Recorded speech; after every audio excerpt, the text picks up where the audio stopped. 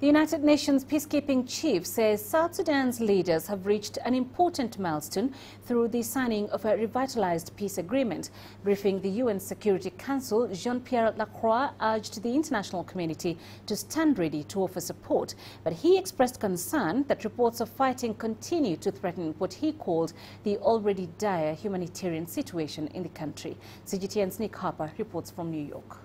It was the first opportunity for the UN Security Council to hear about the signing of South Sudan's renewed peace agreement.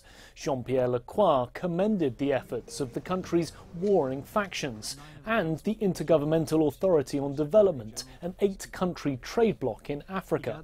He also cited the support of the African Union. Lacroix said the agreement created a real opportunity to silence the guns in South Sudan's civil war.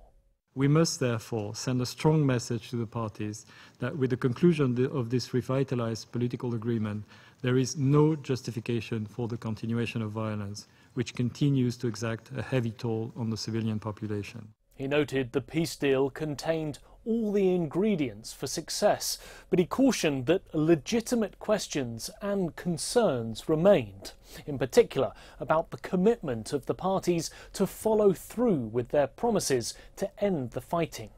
The UN Special Envoy for Sudan and South Sudan, Nicholas Haysom, also praised the peace agreement, but he similarly noted that there were still a number of gaps and issues that needed to be resolved. One of the hurdles facing the implementation of the agreement are the very low levels of trust between the parties.